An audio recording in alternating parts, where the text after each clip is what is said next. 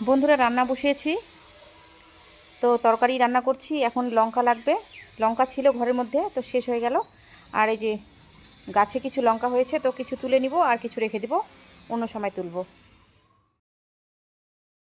তো বন্ধুরা, এইখানে দেখো গাছগুলো, 3-4টা গাছ আছে। 3-4টা গাছের মধ্যে কিন্তু প্রচুর লঙ্কা হয়। আর এই লঙ্কাগুলো প্রায় দিনে তোলা হয়। তো আর এইখানে দেখো ফুল গাছটায় এত সুন্দর ফুল হয়, এই গাছের মধ্যে প্রচুর ফুল হয়। আর কিছুক্ষণ পরে ফুলটা না ঝিমড়ে যাবে। তো চলো, আমি অল্প করে লঙ্কা তুলে নিচ্ছি, আর যেগুলো আছে ওগুলো আস্তে আস্তে করে অন্যদিন তুলে নেব। এখন সব লঙ্কা তুলছি না, শুধু কয়েকটা তুলে নিচ্ছি। আর ঘরে লঙ্কা আছে, এই যে দেখো কত লঙ্কা হয়েছে।